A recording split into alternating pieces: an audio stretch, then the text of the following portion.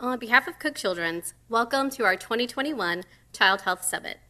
We appreciate you, our community partners, for collaborating with us in our efforts to improve the health of children and families in our communities. We hosted our first Regional Child Health Summit in January of 2010 and shared our initial findings about key children's health issues. Today's summit looks a little different due to safety protocols for COVID-19, but as Cook Children's has continued to assess the needs of our community every 3 years since 2009, it is important that we continue sharing the results of our subsequent needs assessments with our community partners. We thank you for sharing your time with us today. We have a full event with great information to share with you today. Our agenda today includes highlighting our Cook Children's commitment, an overview of our 2021 Community Health Needs Assessment methodology, an overview of selected results from our parent and leader surveys, and a tour of a new data dashboard for further exploration of the data. We are limited on time, though, and want to share as much as we can with you today. Some of the types of questions that we've received in the past, we've created FAQ documents for this time around. These FAQ documents are included in our pre-event packet. If you haven't had a chance to review those, we encourage you to do so. This packet will remain on our website for download in the months to come. If you have questions today, please place those in the Q&A feature, or you may submit questions to us either today or anytime in the days and weeks following today's event at the address on the screen, chnafeedback@cookchildrens.org. We will answer any questions received today in a comprehensive document via email that we'll email out to everyone in attendance today a few days following the event. At this time, I would like to introduce Chris Pettigo. Chris will be sharing our parent and leader survey results later in the presentation. But first, she'll remind us of Cook Children's commitment to the communities that we serve. Chris Pettigo is currently the Senior Vice President for System Planning and Healthcare Analytics for Cook Children's. Her team provides comprehensive analysis to board members, executive leadership, and physicians, including demographic information and growth trends, volume projections and utilization, and competitive insight and market share opportunities. Additionally, Chris oversees the Center for Children's Health, which consists of programs created to positively impact children's health and safety across its primary and secondary service areas. Chris works with numerous local collaborations and community groups on children's health issues, assists with grassroots advocacy support for public policy initiatives, and serves on many coalitions and boards. Chris has an undergraduate degree in nursing from TCU, a master's degree in healthcare administration, and has been employed with Cook Children's for 32 years. Welcome, Chris.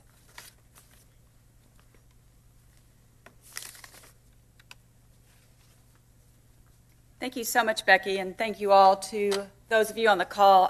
I would again like to welcome you to the 2021 Child Health Summit. Cook Children's is a proud sponsor of this effort, and we are so excited to share the much needed information that we have relieved and can share with you about our assessment throughout the community. Second, I want to thank Becky Hale and her evaluation team. I want to particularly thank Terry Ford, Blair Williams, Rashida Parikh, and also the leadership of Marilyn Napier, who have helped us take this information and craft an amazing community health needs assessment that will truly support Cook Children's efforts to achieve our promise over the many, many years to come. I will also turn this back over to Becky to help her give us some additional insight on the many partners that we have in the community and those individuals and vendors who have helped us support this assessment and being able to find the information that we know we can share and collaborate with the partners that are on this call to help us really improve the health of our communities. Becky?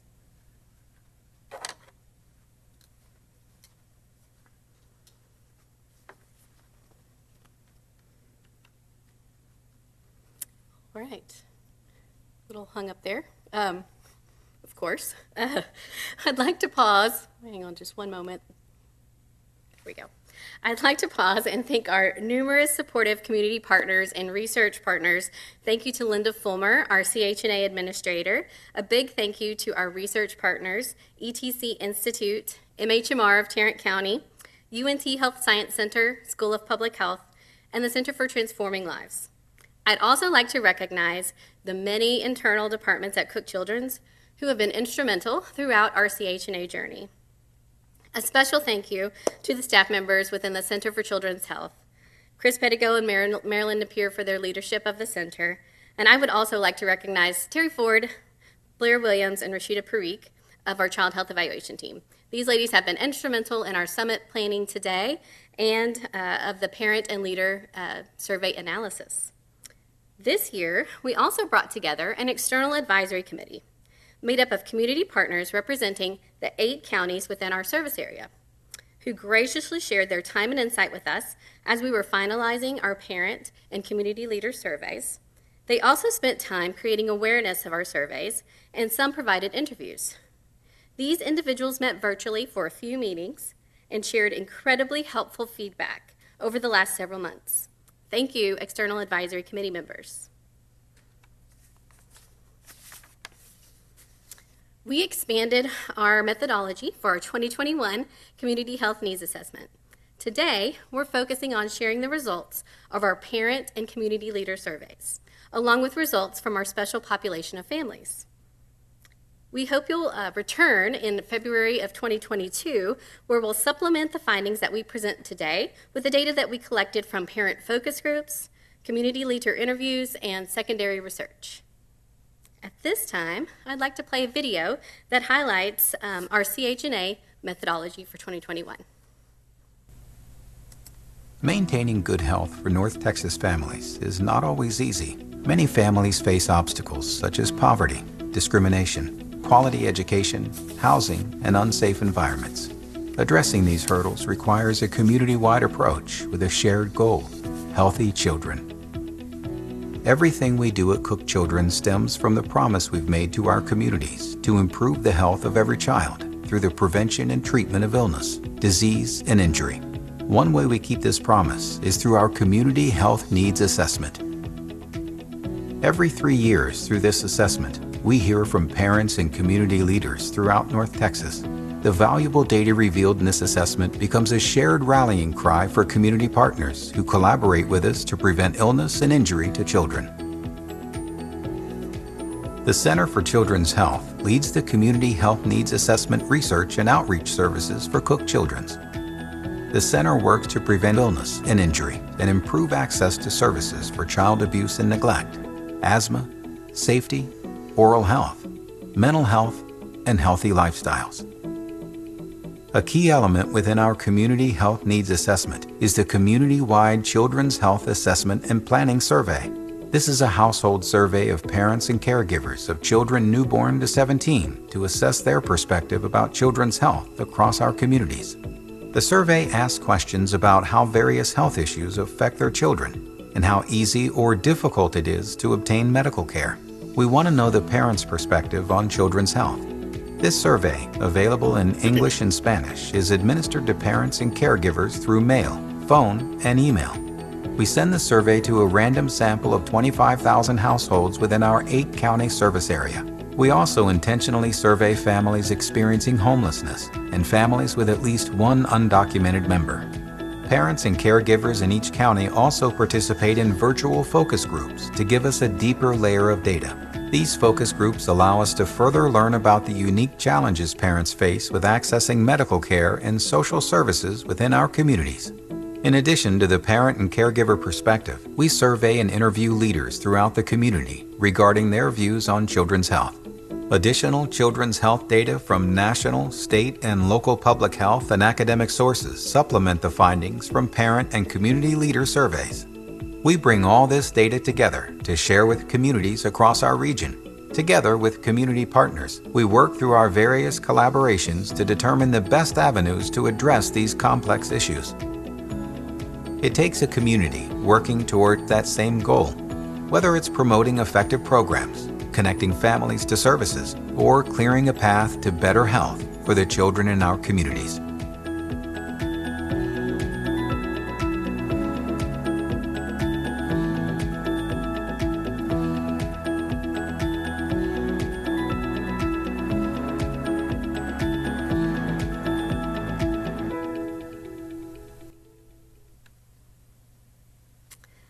Since the results that we're presenting today are from our parent and community leader surveys, we're now going to provide further information about the methodology specifically for these surveys. ETC Institute has worked with us since our very first CHAPS parent and community leader surveys, which began back in 2008. And they continue to provide high-quality service with each assessment. Chris Tatham is the Chief Executive Officer for ETC Institute. He is regarded as one of the nation's leading authorities on the design, implementation, and interpretation of community-based market research. He's managed more than 2,200 community surveys for nearly 1,000 organizations in the United States, Asia, Africa, and Latin America. Since 1999, his research has been used to guide more than $1 trillion worth of public investments. More than 2 million people have participated in his research. He holds advanced degrees in political science, economics, business administration, and theology from Princeton University, Kansas State University, and Trinity Seminary. He's managed more than 40 surveys for organizations in the Dallas-Fort Worth area. We'll now bring Chris in via Zoom, and he'll share more about his methodology. More than 2 million people have participated in his research. He holds advanced degrees in political science, economics, business administration, and theology from Princeton University, Kansas State University, and Trinity Seminary. Welcome, Chris. Would you like to go ahead and share your slides with us, and we'll bring you in and let you present. Welcome, Chris. Hey, it's great to be here with you. So I guess our technology is working very well. So anyway, it's a pleasure to be able to share some of the research that we did with everyone. Thanks for the introduction, Becky. And I'm just going to briefly walk through the 3 surveys that were conducted, how they were conducted. I'm not going to get into a lot with regard to the results, but if you're not familiar with the work that was done, there were 3 major surveys that were conducted. One was a statistically valid survey of parents. There was another survey of community leaders, and then a survey of traditionally underserved special population groups, which mainly were homeless persons and undocumented parents. And so I'm going to just briefly describe how each of those were done and over the next couple slides. So first, talking about the parent survey, the survey has been very similar to what we've done now several times over the past few years. The survey was targeted at parents who had children ages 0 to 17 that were living in the 8-county service region. The purpose was to gather statistically valid data from those parents about their perceptions or their perceived behavior of the children. And it's used to help Cook's children understand really what's going on in the community so that the Cooks and other partners in the region can focus on improving the health and the well-being of the children in the region. This year, we completed more than 5,700 surveys. It was actually 55,715 parent surveys. And the results were weighted to make sure that the overall results represent the region with regard to age, race, Hispanic, Latino ancestry, gender, and even household income for the children that were represented in the survey. As far as some of the specifics about how the survey sampling and the procedures for administering it were conducted, we identified 14 sampling areas in the region from which we wanted to be sure the data was statistically represented. And what we did is we worked with Info Group. It's now called Data Axle. They changed their name in the past few months. But we used them to basically identify likely households that had children under age 18. And from the list that they were able to provide, we then randomly selected households using address-based sampling. And what that simply means is if there was a residential address in the region that likely had a child under age 18, it was eligible to be selected for the survey. That essentially made that all households with children had pretty much an equal probability of being selected. We then selected sample for the goals that we had in each of the target areas that was about 5 times the number of completed surveys desired. So for example, Parker County, we were shooting to complete 400 surveys, so we initially selected 2,000 households for the survey. As the survey was being administered, then we then watched the distribution based on the geography and the demographic composition of the sample. And in some cases, we oversampled groups that were less responsive to the survey. As far as the process for administering the survey These days, it's become much more difficult to gather information like this. And so it was a rather extensive, multi-level effort to make sure that people thought the survey was legitimate and to give them many options to make it as convenient as possible for those selected to participate. And the way we did this is we initially sent a survey and a cover letter to the households that were selected. The letter kind of outlined the purpose of the survey and was really used to establish the legitimacy of the survey. People who received those surveys were able to go to the internet, to a website that was provided in the letter. They were also able to return the surveys by phone. And so by giving people multiple methods to respond, we found that we tend to increase the overall response rate of the survey. People were able to mail it back to us. They were able to go online. What's interesting now is we don't call a lot of people because most people don't answer their phones. But by establishing a toll-free number that people could call, we had a number of people actually call us. And so these days, our phone center, when we do surveys, is often more of an inbound center rather than an outbound center, though we do use our call center to make some phone calls and leave messages with folks. People who did not respond to the survey after 7 days of receiving it, we then did follow-ups with them, and we sent them emails and texts with links that contained the address or the online version of the survey, so they could simply respond to the survey by clicking on those links. We did have folks make phone calls and leave voice messages. And what was great is we provided people the opportunity to do the survey in both English and in Spanish, and we had bilingual interviewers available to do that as needed.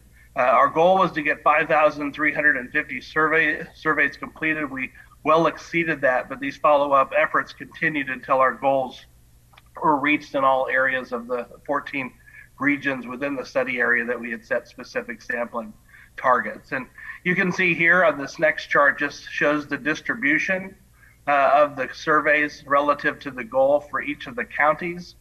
You can see in each one we exceeded it. We had sub-regions, particularly in places like Tarrant County and Denton County, where we had other areas within the county that we were targeting. And we also clustered some of the zip codes so that as we did the weighting and the expansion, the data would be accurate as possible, even within different parts of the county. And all those red dots just show all the locations where respondents completed the survey. In addition, you can see that the data was actually then expanded to represent the over 1 million children who live in the 8-county service region. So for example, the 1,013 surveys that were completed in Denton County were used to represent the 215,340 children who live in Denton County. And you can kind of see the comparisons and the distribution county by county on this chart. But we were very pleased when we actually looked at the demographic composition. It was very, very similar to what we would have expected. And although we did weight the data, the needs for the weighting were rather limited because the overall distribution of the unweighted sample was very good. When the final data set was weighted, you can see the distributions here. We had about 50-50 split for male versus female. In other words, these are the characteristics of the children for whom the parents answered the survey. When it comes to the age, you can see we had good distribution kind of by age, whether it was 0 to 5, 6 to 11, or 12 to 17 years, which were the core age groups that we targeted. And even if you take a look at the distribution based on race and Hispanic ancestry, you can see it very closely aligned with the census estimate. So all in all, the distribution of the parent survey is very similar to the census data for the region. And on that survey, as you'll be hearing today, there were a number of topics that were assessed, everything from access to health care, health insurance availability and coverage for children, perceptions of the parents' overall sense of the health of their child, oral health issues, emotional and mental health issues. We even got into things related to lifestyle and wellness, like eating, exercise, sleeping, how much video games they play, things like that. And also looked at where they live and their perceptions of their neighborhood and safety. And then, of course, whether or not their support and they have caregiver and family support around them. The second survey that we conducted was a community leader survey.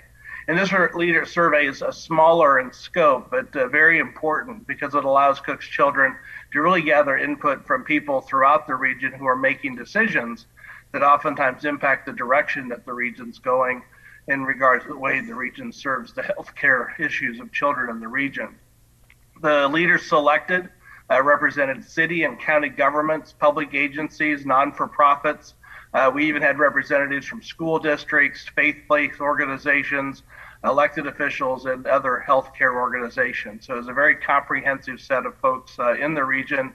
Our goal was to get 300 leaders to complete the survey. We actually ended up with 306.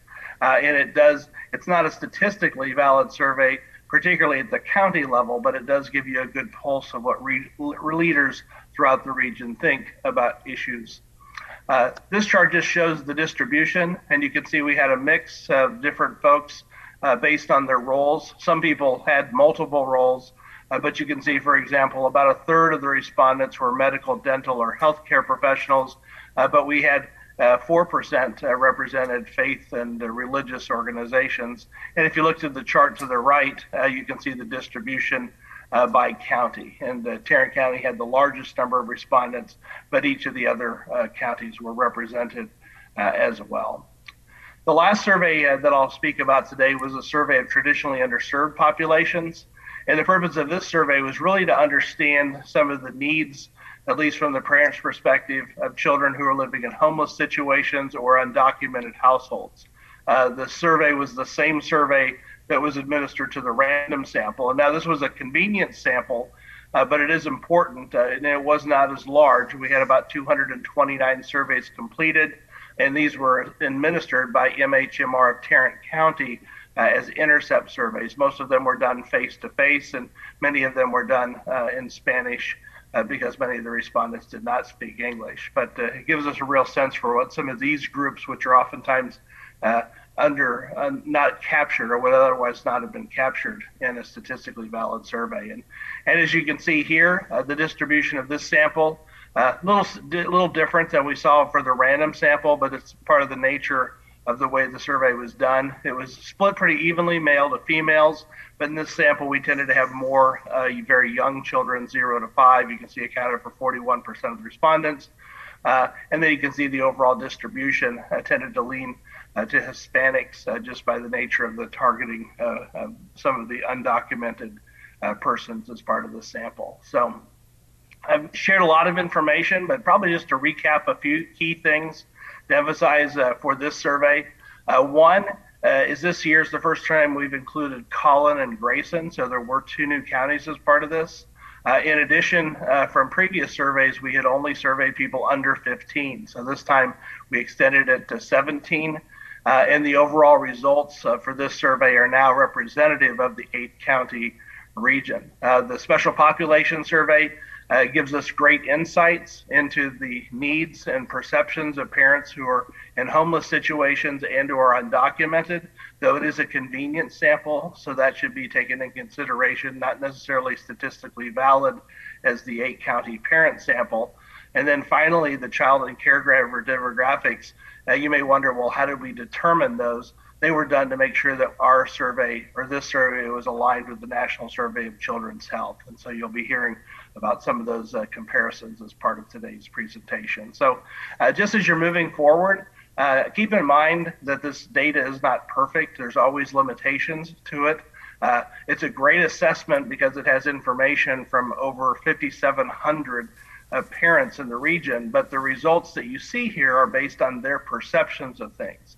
So sometimes you may take a look at the data, you may say, well, that doesn't match up with other data sources, and it may not. Sometimes there are limitations on what parents know, and sometimes parents may report things differently than they actually are. For example, a parent may not actually know what their child's weight is or exactly how many hours they spend watching TV and things like that. But that doesn't mean the data is not useful.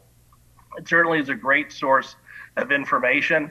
And because the sample is so large and is representative of so many parts of the region and different demographic groups, it really can provide a great picture for what's going on. But there should be some consideration as you're making your decisions with it, that it is limited. But that's why it's not the only source of information. There's other data that is gathered as part of the survey, and hopefully that collectively with those other survey sources and analytic sources will help cooks and all the organizations who are part of this process use this data to continue to improve the quality of lives for children in the region. So with that, Becky, I think I will stop and let you take it from here. Thank you, Chris. We appreciate you joining us today. And again, thank you for the work of you and your team on the surveys again this year. We will now sign off and continue with the presentation. Thank you for your time. Thank you.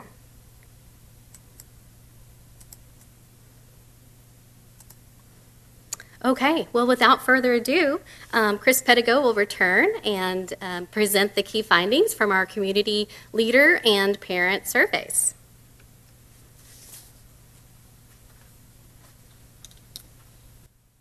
Thank you, Becky, and again, thank you, Chris, for the amazing work that you continue to provide Cook Children's in the field of our community health needs assessment. Your experience and in-depth knowledge in this space is always appreciated, and we look forward to many future partnerships with you as we continue to measure the needs of our community at large. So, the data I'm going to share with you all today is basically the tip of the iceberg. We have so much information and so many opportunities to continue to drill into specific areas of interest throughout each county across our 8 counties, and to specifically focus on topics that may be of interest for your specific coalitions or your specific functions and the needs that your groups may have. So, again, we'll focus on wellness and access to care. We'll talk a little bit about the results from oral health opinions. Obviously, a significant amount of work that Cook Children's places on injury prevention. We'll focus on water safety, drowning prevention, a new program around gun safety. We'll look at additional information around parenting support. How has the recent pandemic affected parents, and how do they continue to need our support as partners to help them through their parenting concerns? And lastly, we'll talk a little bit about mental health. What has the pandemic caused? How are families needing to continue to have support for the mental health needs of their children? And again, how can we as community leaders, partners, and agencies focus on the needs of those families going forward? So, we will jump in and specifically talk about wellness and access to care. Obviously, we want to focus on how parents and caregivers and special populations describe their children's health care. So, according to our recent survey results, about 88% of the parents or caregivers that are in our 8-county service area indicated their children have excellent or very good health. Compared to our special populations, those who are dealing with homelessness or the presence of undocumented children in their households, that's about 82%. Even though those numbers sound really high and really impressive, they're similar to our state and national numbers, but that still leaves us almost 150,000 children across our area that report good, fair, or even poor health. Specifically, we want to look at the ability to identify access and how we can improve the health of those children. So looking at those components of a medical home, about 77% of our families indicate they have a personal doctor or nurse that helps them with access to care. 70% for those families that are special population. How many of those healthcare providers always are part of the healthcare and helping caregivers organize and access care for their children? About 72% in our 8-county service area, and about 57%, a much lower number, for our special population families. And lastly, how do we continue to address children who are using the ER for health care? 98% of families indicate that they have a usual source of care that is not the ER, compared to 80% for our families in our special population group. That compares similarly to our state and national averages at about 98%. Thinking about access and the impact of insurance and how that affects children's health care. We look at those individuals who report a continuous insurance coverage over the past 12 months. 91% of parents and caregivers indicate that they have had a continuous form of health insurance, which also includes Medicaid or other government payers such as CHIP. Those individuals of that 91%, about 22% indicated Medicaid, again, or any other form of government assistance was their primary insurance. We see much lower numbers, as expected, for those families who struggle with adversities. 49% had Medicaid or CHIP as their insurance plan. Only 77% of the total actually had a continuous form of health insurance over the last 12 months. Thinking about healthy lifestyles and how that affects wellness and our access to care, our parents and caregivers reported that children who have struggles with obtaining healthy foods and nutritious meals has been a concern. 24% of children report that they cannot always afford a nutritious meal. Thinking about the special population and those families that we serve, it's upwards of 70%. We want to look at, has a child had more than 2 hours of entertainment and screen time every day? Parents and caregivers report that about 89 to 90% of those children have more than 2 hours of screen time. Children that are 6 to 17 that don't have at least 1 hour of physical activity every day, 70% of those. And lastly, children between the ages of 10 and 17 who are considered obese, above the 95th percentile with a BMI for that. About 17% of families report a significant amount of obesity in those households. Moving on to the impacts of access and wellness, and how does asthma, a very common diagnosis for children, how does that affect their access to care? 13% of parents and caregivers in our 8-county service area report that a child has lifetime asthma. 10% indicate that their child currently is affected by asthma. And then lastly, 8% indicate that their child has current asthma and has visited the ER in the past year due to those symptoms. So we all know that it's very difficult to manage asthma. We know it's difficult to address the needs of children going forward with limited resources. So again, it's our responsibility and it's our need to help support those children and family who have a significant diagnosis of asthma, making sure that they have access to care and a medical home to treat their child's asthma. Moving on to potentially children who may have foregone medical care in the past year. So looking at children that are age 1 to 17, 11% of parent or caregivers indicate they may have foregone access to or health care in the past year. That's a significantly higher number than what we're seeing across the state at 3.2% and the U.S. at 1.4%. That gives us an opportunity to affect those children, and really 130,000 children across our service area have foregone some level of health care in the past year. The reasons around foregoing that health care obviously are problems accessing appointments due to the pandemic. Potentially insurance would not cover some of those needs. And then lastly, potentially services may not even be available. So opportunities for us to continue to provide access and support the healthcare needs of children suffering from the results of our pandemic, and how do we continue to address the needs parents and caregivers may have associated with that. So we'll move on to oral health. Again, a significant focus for Cook Children's. Many programs that we have in place. We have physicians and dentists that are on staff who help support oral access and making sure that we can bring care to those children and families who don't have a current dentist as part of their healthcare team. So we ask the parents and caregivers again, how would you describe or characterize your child's dental health? Excellent or very good. 74% of parents or caregivers in our 8-county service area indicate that their child has excellent or very good dental health. That compares nicely with state and U.S. averages at 77% and 74%. Unfortunately, that still means that there's over 300,000 children who consider they have good, fair, or even poor health conditions of their teeth and their oral health overall. So a lot of work that we can continue to do on oral health, and a significant effort by Cook Children's to continue to lead those efforts. Thinking about protective factors and how those are associated with oral health. We ask questions of our parents and caregivers. Do you have a caregiver who knows your first dental visit is completed by age 1? Does your child have a toothbrush? Does your child brush their teeth daily? Has your child had 1 or more preventative dental care visits over the past 12 months? You can see those percentages and how they compare for our 8-county area to the state as well as the nation. Even 83% have had a dental visit over the last year, which is much better than what we're seeing at the state and national average.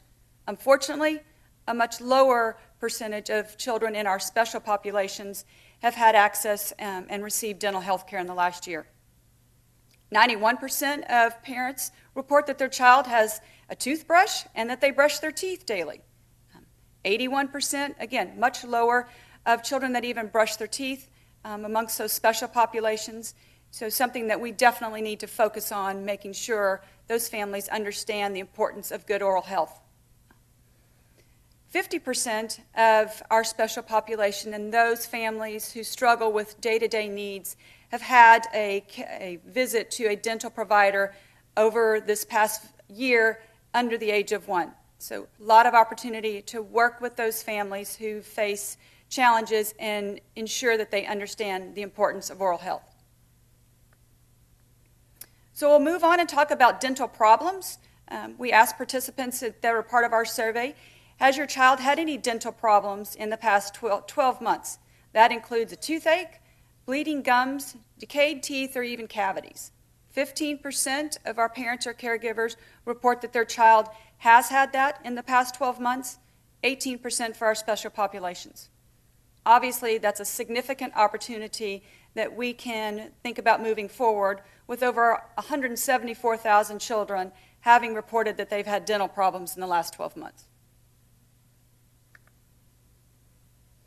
Thinking about dental care and some of the metrics that we talked about earlier as far as foregoing dental care, looking at our respondents, 15% indicated that they had foregone needed dental care over the past year, 22% for our special population families. That leaves us 175,000 children who have foregone dental care over the past year. The reasons, as we might expect, are similar to those for foregoing medical care. Obviously, the impacts of the pandemic, a potential for insurance not to be available to cover some of their dental needs, and purely the services may not be available in their particular area.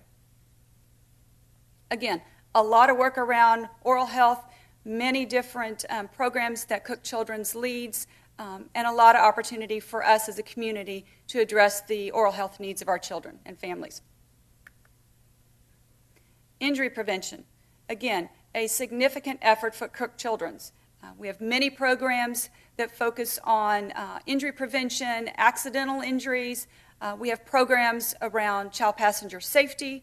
We have opportunities to improve our work around drowning prevention and water safety. We have a lot of activities focused on particular age group. So specifically children under age 1, we want to focus on how do we make sure that our sleep environments are safe. How do we educate families on what an unsafe sleep environment actually is? We really want to focus on, again, under age 1, the appropriate use of car seats.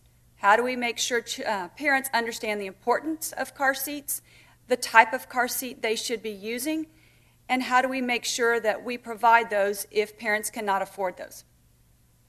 Moving on to the age of 1 to 4 years, we really want to focus and make sure the education is available to address water safety and drowning prevention. We also have motor vehicle traffic crash information that is supportive to families, again, focused on child passenger safety. We want to look at opportunities to educate parents and families on poison prevention. How do we make sure that we keep medications locked up? How do we address the storage of cleaning products safely? How do we make sure that we are working to educate those families who may not know certain elements that are available in their household can be poisonous to their children? Lastly, within that age 1 to 4 years, we have programming around gun safety.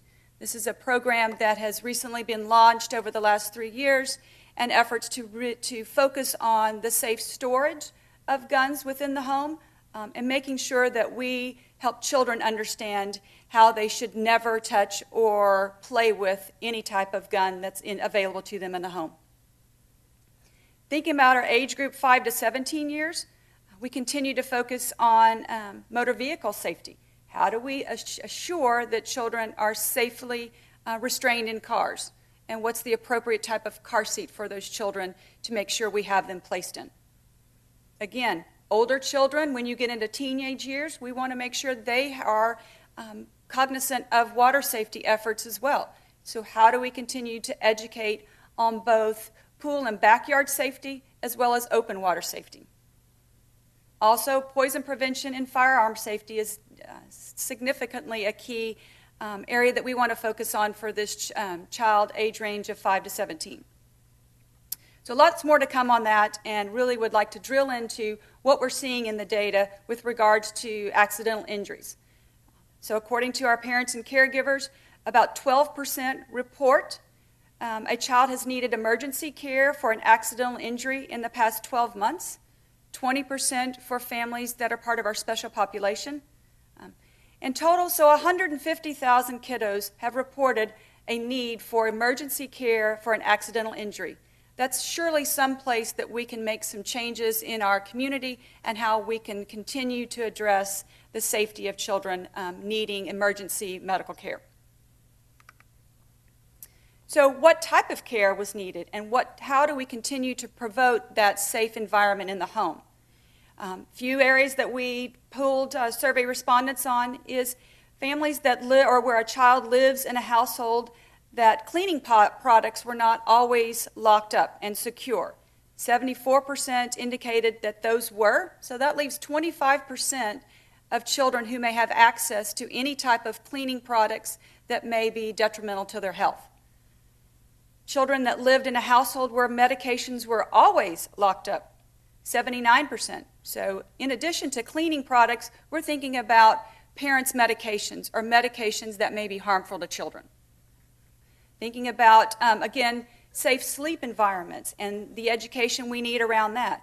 57% of our respondents indicated that their child always slept alone in their bed or crib.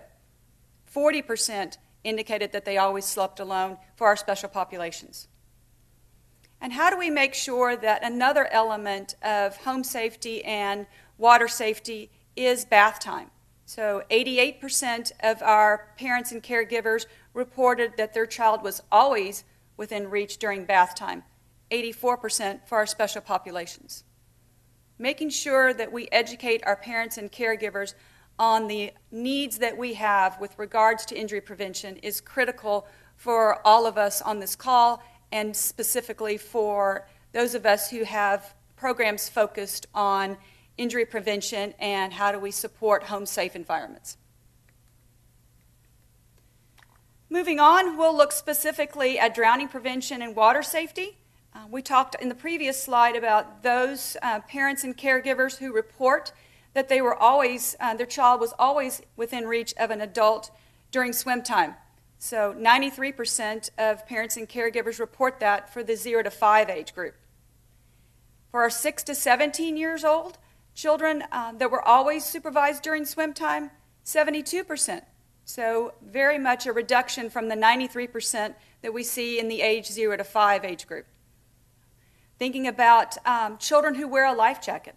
Lots of research around being able to use life jackets to prevent drowning and to help support the safety of our children in swim environments. 19% of families reported that their child always wore a life jacket around a water or a pool environment for the 6 to 17-year-old age group. 49% for families that are part of our special population. A significant difference we can see across the families in our 8-county service area, as well as those individuals who have specific challenges and needing to be able to have some additional education on the importance of water safety. Child passenger safety. We talked a little bit about how that's a key effort for both Cook Children's and many of you on the phone call today. Looking at individuals in those 0 to 5 age group that always ride in a car seat. 96% of parents and caregivers indicate that their child always rides in a car seat for the 0 to 5 age range. We see that number go down when we're looking at the 6 to 11-year-olds who are always riding in either a booster or properly buckled up in a car. Definitely an area that we can continue to promote education on, and lots of programs that Cook Children's, again, that many of you have on the call as well. The 12 to 17 age group that are always properly buckled up in a car, 64% of parents or caregivers indicate that their child between the age of 12 and 17 is always properly buckled up in their car. A significant difference than the previous 6 to 11 age range and the 0 to 5 age range. So thinking about the opportunities, over 157,000 children are reported as never in a car seat, booster, or a seat belt. A lot of opportunity for us to continue educating parents and caregivers on the importance of child passenger safety. Gun safety, another important project that Cook Children's is leading. We talked about this early on. A lot of information around how do we keep firearms stored safely? How do we keep firearms and ammunition stored safely?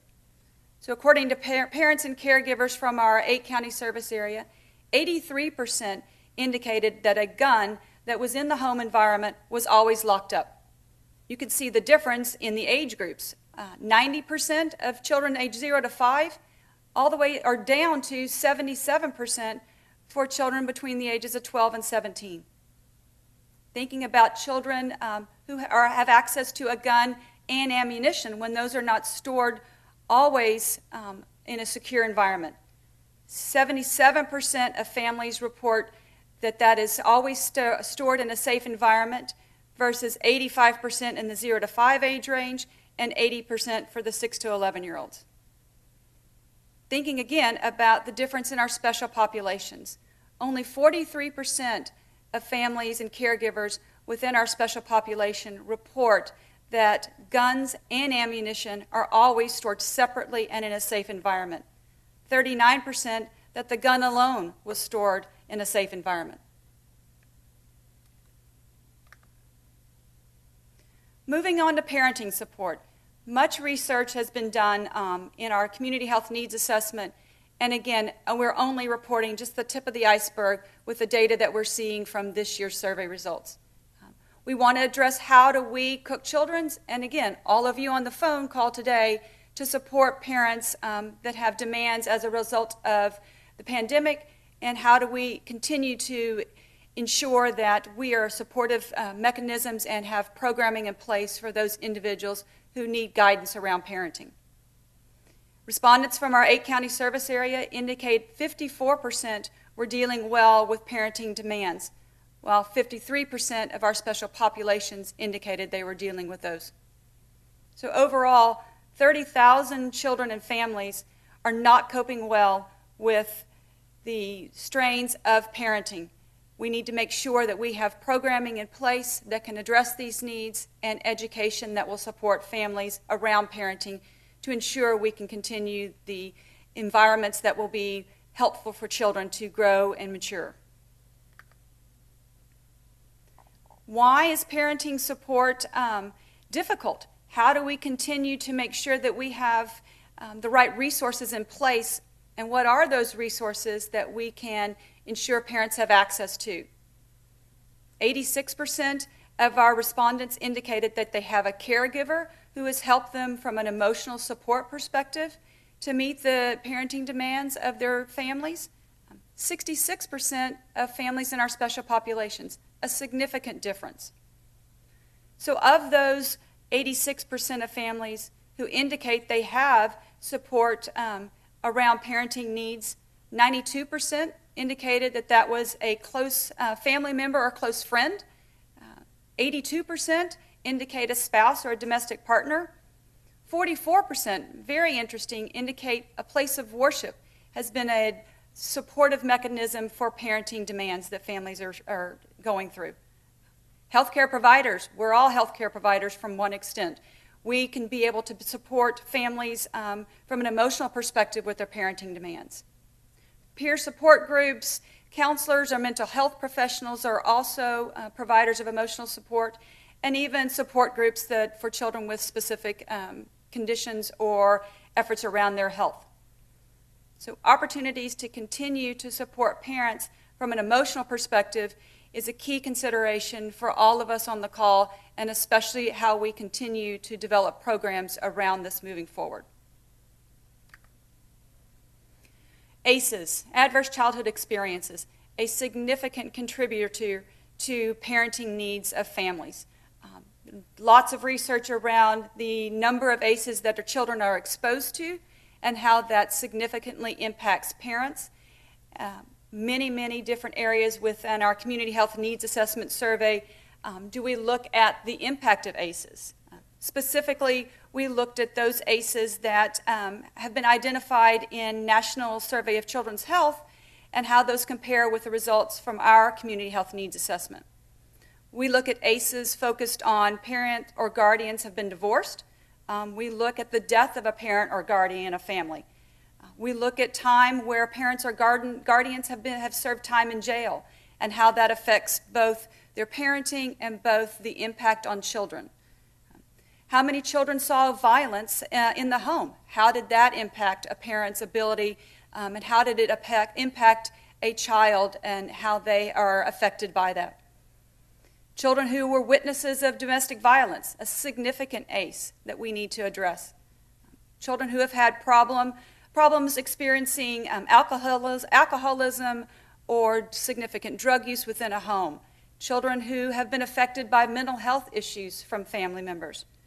And lastly, any type of maltreatment of a child because of race or ethnicity, making sure that that's a significant ACE that we program around and we have significant efforts to address moving forward. So as we mentioned earlier, we want to compare our results of our Community Health Needs Assessment around the impact of ACEs as we look at national and state results. So the national results look at the way we group ACEs. So a percentage of those children who have not experienced any adverse childhood experience, all the way up to children who have experienced between 2 and 8 adverse childhood experiences. So respondents in our 8-county service area indicate that 67% of those children have not experienced an ACE, as compared to the U.S. at 66% and the state of Texas at 63%. For those children who have experienced one ACE, approximately 20%, as compared to 19% and 21% in the U.S. and Texas. For those children experiencing 2 to 8 ACEs, 14% of parents and caregivers report that, as compared to the 15 and 16% in the U.S. and state. So I specifically left out a reference to our special populations here. You can definitely see the difference between children who report only one ACE for those families who have medical adversities and extenuating needs versus 42% of those special populations report children have had between 2 and 8 ACEs. A significant variation and impact that these children may be experiencing as compared to our state and national percentages. So thinking more and more about how do we support parents and even the impact of ACEs, what can we do and how do we continue to address those ACEs that we may be able to support? Looking at individuals within our 8-county service area and our special populations, 21% of children had reported parents had been divorced versus 52% in our special populations. 10% of children lived with someone who was mentally ill or suicidal or had other mental health conditions, compared to 24% in our special population. A big key here in the blue are parent or guardian who served time in jail. Looking at the presence of parents and caregivers in our 8-county area who responded to that, 6%, 34% in those families who are our special population.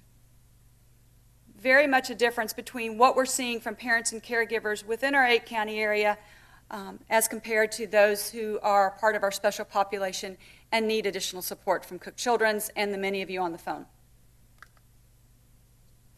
Mental health. We all know that that's been a significant effort this past year.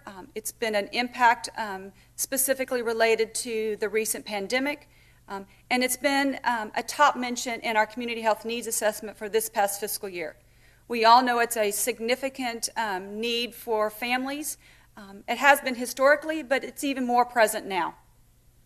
We'll dive a little bit into what we're seeing from our community health needs assessment and how parents and caregivers report mental health has impacted their children and the families that they care for. So again, as we have in previous surveys, we talk about children ages 6 to 17.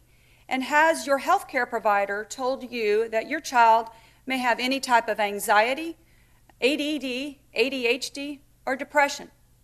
Looking at the respondents' results, almost 20% indicated that their child had been told by a medical provider they had anxiety. Similar to ADD and ADHD, about 19%. Depression, 10%. Again, difference between our special population and those families who deal with adversity on a day-to-day basis and the fact that their healthcare provider had indicated there was any type of mental health care concerns for their children.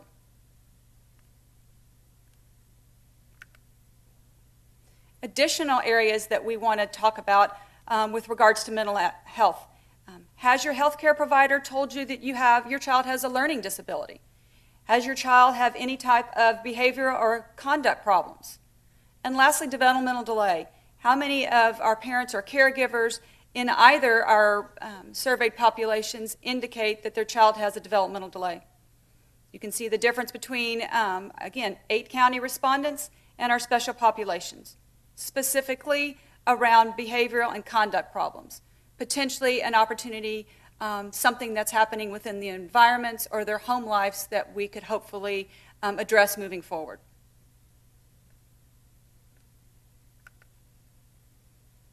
Next, as we have also surveyed, how could you have potentially foregone any needed mental health care over this past year?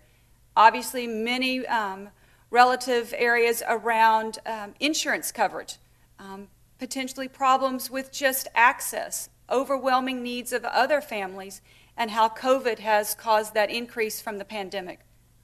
Looking at the comparison to our 8 counties to the U.S. and the state, 6% of respondents indicated that their child had foregone needed mental health care in the past year, 2% for the state of Texas, and 1% nationally. Significant difference for our 8-county service area. And even more significant for those families dealing with adversities at 8%. Obviously, mental health care is a significant need. There's insurance concerns, there's access, and then there's just the overwhelming demands related to the pandemic. Thinking about mental health care and how it's been a significant impact on families. Those individuals within our 8-county service area had some sort of difficulty even accessing mental health care. Almost half the time they indicated that was the case. 31% for our special population, so a little bit of a difference there. How does that compare to the state and the national norms? So families indicated it was not possible to obtain health care for mental health conditions 6% of the time in our 8-county area, 10% of the time for our special populations. And again, you can see how that compares to the state and the U.S. norms. Lastly, our community leader survey. We have significant opportunity to work with community leaders. Many of you on the phone have indicated your partnership and your opportunity to work with us to address the needs that our community has. Our community leaders indicate that mental health is a significant problem for them. 96% of community leaders are concerned about the mental health of our families and our children in our 8-county service area. 93% of our community leaders indicate that education is a key concern for them. 87% safety, the ability to keep children safe from any type of accidental injury or opportunity for additional education around how do we prevent safe sleep environments, water safety, support for education around additional injury prevention. 76% of our community leaders indicate that physical health is a significant concern for them. How do we work to make sure that children are eating healthy? How do we make sure that children are getting the appropriate amount of physical activity? How do we work with our schools and our community to ensure that children are not on their phones and have more screen time than they really need? And lastly, 66% of our community leaders indicate that oral health is a significant concern for them. We want to make sure that we can do all that we can to take these negative factors out of our communities, and how do we continue to support positive opportunities for our children to address efforts that may challenge them and may be significant indicators against their positive health outcomes. So, more information from our community leader survey specific to the needs of children's services. So we asked the questions, what can we do and what are those key things that we need to address as community leaders and partners? The ability to provide mental health care and counseling for emotional concerns and behavioral health concerns, obviously a key need for our community leaders as compared to what our parents are asking for. They are concerned about preventative health. Our community leaders are concerned about child abuse and neglect. We want to make sure that we have appropriate services in place to address child and abuse and neglect areas that are specifically higher in some of our key areas across our community. Our community leaders are really concerned about preventative health care. How do we continue to provide the best access we can to mental health homes, to mental health providers, to just medical care for families who need a medical home in general. We want to make sure that we are supplying the most highest level of immunizations and vaccines that our families need. We want to make sure that we have treatment plans that are in place to address any type of illnesses that our children and families may experience. We want to think about the results from our community leaders who indicate that their opinions of the health care of our community is similar to what parents experience. The top reasons that our community leaders are indicating that there are some serious or very serious concerns about the health of our community are related to poverty, quality, affordable housing. How do we ensure that families have a quality and affordable home environment that children can be raised in and can actually be successful in? We had top two experiences that leaders shared as serious or problematic. Anyone who has a problem with alcohol or drugs. So those children who are experiencing ACEs on a daily basis. How do we support them and mitigate factors that would cause significant drug abuse or alcoholism to be seen in the daily lives of our children? Lastly, we talked about the impact of mental health. So thinking about another ACE that is significant to the successful health care that children can enjoy moving forward is how do we address mental health? How do we address the increase in suicide? How do we address those children who are severely depressed? Our community leaders are very concerned about this, as we all should be. Thinking about a call to action.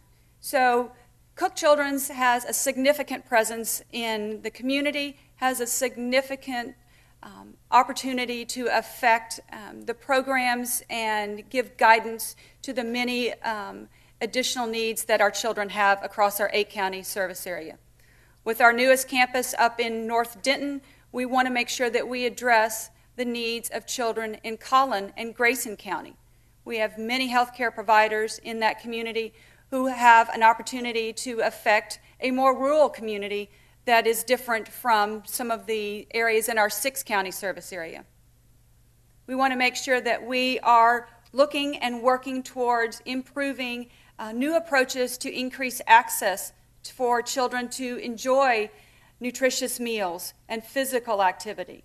We want to make sure that we continue to support the need for a medical home to be identified for children. We want to promote opportunities to increase insurance coverage to children. We want to focus on timely oral health care.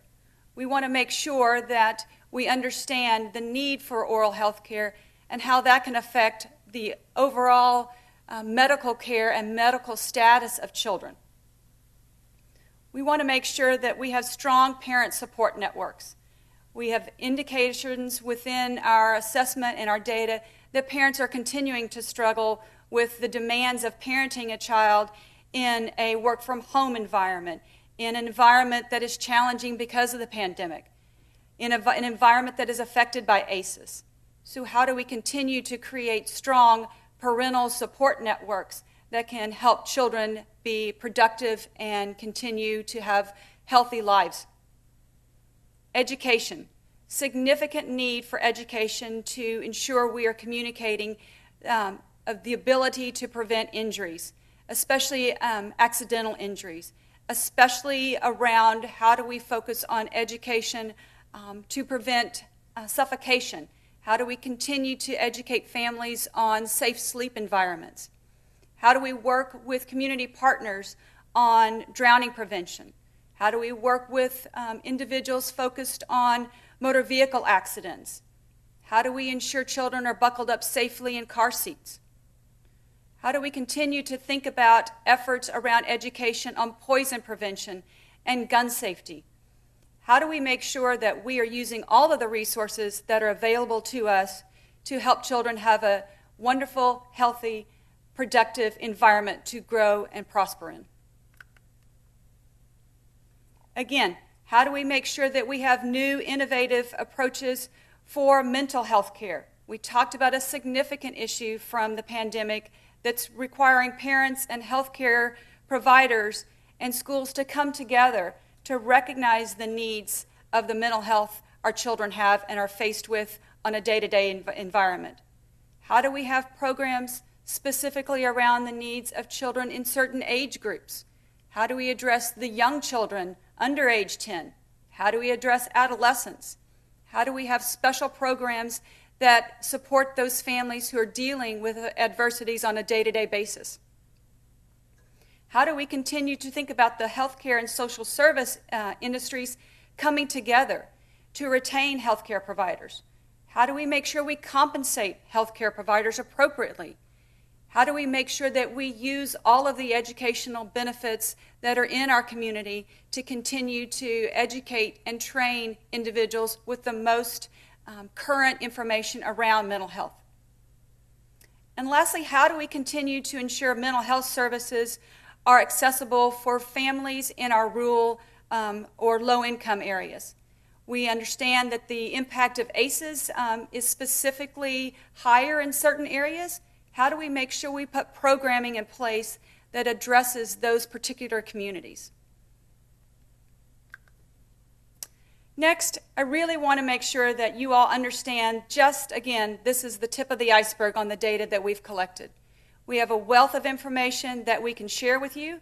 We have information that we are now going to be able to house on a website that you as community partners and leaders will have access to.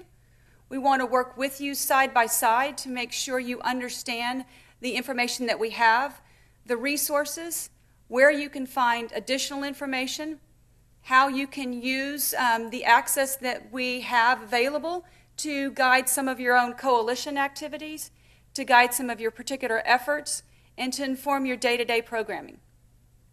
I'm going to let Blair Williams give you a particularly wonderful tour of a new website that we have. Lots of functionality, lots of opportunity to drill specifically into the data. Blair is a wizard at data analysis and a significant contributor to all of the wonderful information that we've shared today. I'm going to let her guide you through this website. I'm going to let her show you the access points and give you the opportunity to potentially have information that's accessible at your fingertips. Blair? Thank you, Chris. Thank you very much. That's a great introduction. So I hope to please everyone on the call with this awesome dashboard that we have available for you. And before I do that, I want to say thank you to Chris for doing an awesome job presenting all of the highlights of our 2021 parent survey and some of the highlights from our leader survey. So thank you very much. To Chris, thank you. Now next, we showed you a lot of great highlights from that data, but if you're like me and you're a data nerd, you really want to get into, well, what's happening here, right? So we're going to go and look at something that we are unveiling today, right at this moment, which is a data dashboard. You're able to look at the results of our leader survey. Remind you that there was over 300 responses from leaders across our 8-county service area.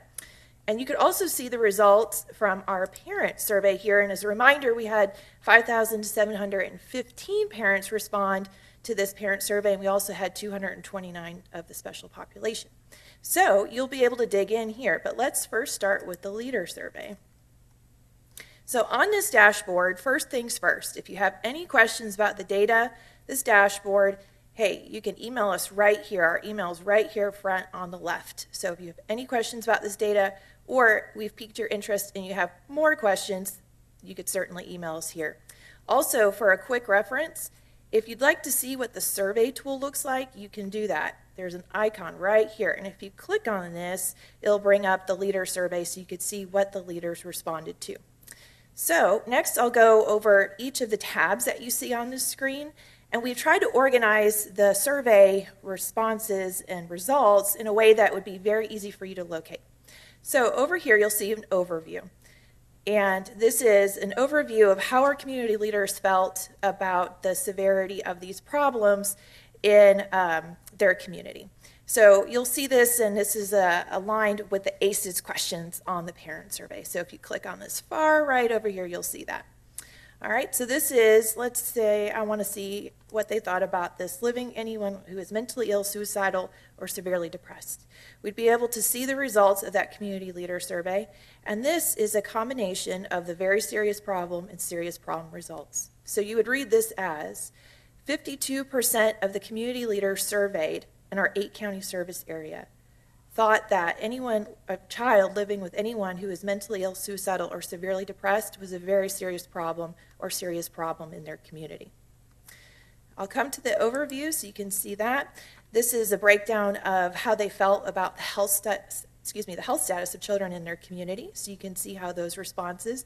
Again, this is a combination of the good, fair, and poor, so that way we can highlight those community needs for you as you're quickly going through this dashboard. This is the tab for concerns related to COVID-19. So a lot of the great information that Chris just presented, you can dig in a little bit more and see how those responses fell for each of these topic areas.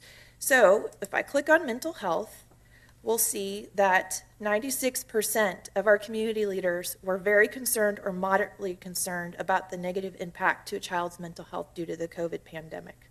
You can see those results there. Now next we'll click on access to health services for children. Same thing, you'll be able to click on these different health topics that we focused on our survey. You could click on, we're sticking with the mental health theme, we'll go here. Mental health care, counseling, behavioral, emotional treatment. They're saying, our community leaders are saying it's 68% very difficult for children to access these services in their community. So for severity of community problems, this touches on some of those areas that Chris mentioned in her presentation, but you could click on all of these here and see the different results. So for poverty, 62% of our community leaders felt that this was a serious problem or very serious problem for children in their community. So that's a quick overview of the the leader survey. Now, I will say the parent survey has quite a bit more content to it because that was a longer survey. So you'll have more things to play with here if you're a data nerd like me. All these great topics here, but a couple navigation features for you first. Again, if you have any questions about this survey or the data, or again, we've piqued your interest and you want to know more, this is the email you could contact us. You could also see the full version of the parent survey by clicking on the bottom left of this screen. So let's start with healthcare first. You can see here, if I just pick this up, you're going to see all of the questions as they're worded on our survey. And we've put these little indicators here so that you could quickly go through all those questions and find metrics of interest to you. And then on the right, what you're seeing here is on this top bar, this is the weighted results of this question for our 8-county service area. And just below it, you could see those results for each county. So you'll be able to do that. Now, if you're curious about how many kids this impacts, you can just hover your little mouse over there just like that. And this blue, darker blue, would represent 128,000 children in Collin County. So you can click on all these things here. Now, another cool feature that we're really excited about, you can have these crosstabs down here. So you could look at child's age group. That's grouped here for the purpose of this dashboard, 0 to 5 and 6 to 17. So you could look at any of these questions and compare the results of 0 to 5 and 6 to 17-year-olds. We also have that child's family's total annual household income. So you can see some of these results as it might be impacted by household income. Of course, we have county, which is the default. But if you're interested in that special population, you can click on that and see the results for that special population too. And as a reminder, special population represents children who are experiencing homelessness or undocumented status. So this is a great way to look at how those questions shook out for those kids. Now next we'll go to health insurance. You could see here we're looking at continuous insurance coverage for all 12 months. You'll be able to tell where they covered all 12 months and if they had a gap in their coverage or no, not insured at all. Different types of insurance, why they were uninsured at any point during those 12 months. And again, you'll have those crosstabs there so you can dig in a little bit deeper. This child's health tab, we're looking at child's health status, if they had specialized health needs, if they were up to date on their vaccines according to the caregiver, child's weight in terms of if that parent or caregiver was concerned if they were underweight or too overweight. We look at some of the reasons why a child may have missed school. So they could have missed school for asthma, injury, or physical illness. And we dig in a little bit deeper here with some more asthma crosstabs, so you can look into that. We have oral health next. We have all the questions that Chris presented in her presentation just moments ago, and you can look at all of these things, including those protective factors she mentioned, their oral health status. You could see this here in general. How would you describe the condition of their child's teeth? You can see if they have toothbrushes, and here you can also see if they've had any foregone dental care. So I'll click on that so you can see those results. And here you can see across all the counties the results of the blue being those children who had any foregone dental care. All right, next we'll go to emotional and mental health.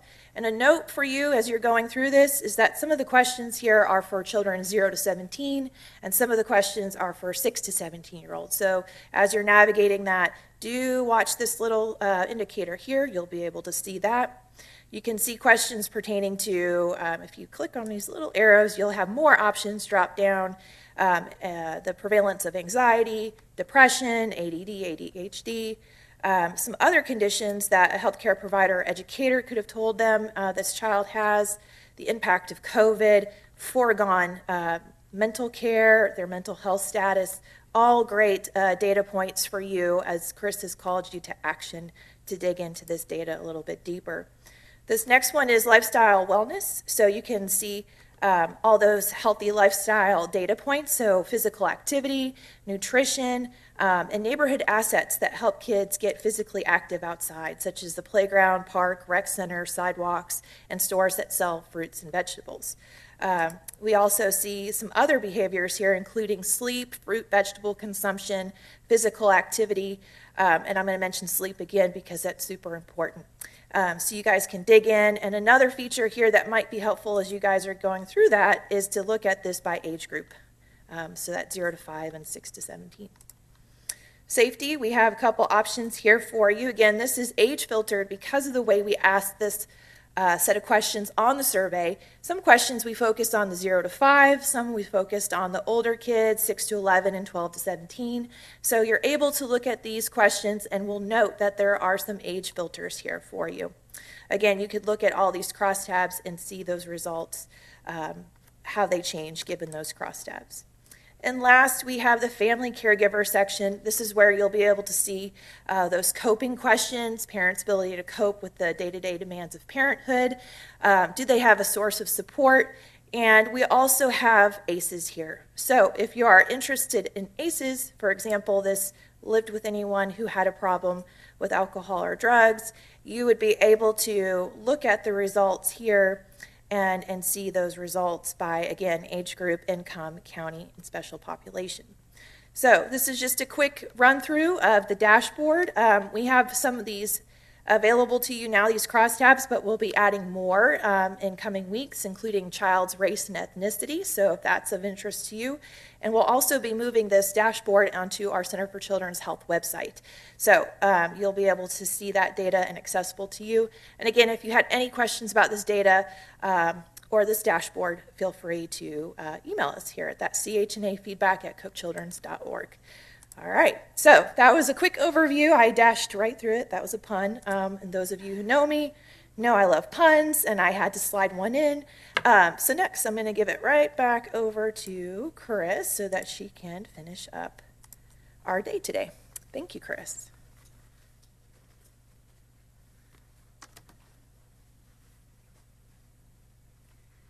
Thank you, Blair. That was completely amazing. I know there is a wealth of information that is on that website.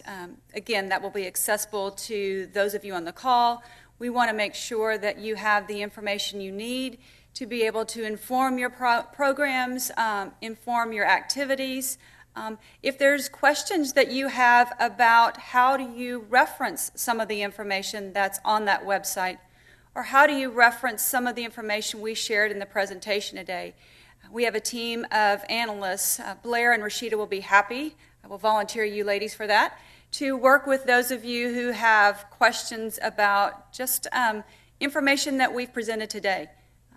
This is, again, just an opportunity to communicate what we've received as far as our initial assessment and our initial analysis. This is of the utmost importance to Cook Children's. This guides all of the activities within our Center for Children's Health. It is a significant undertaking.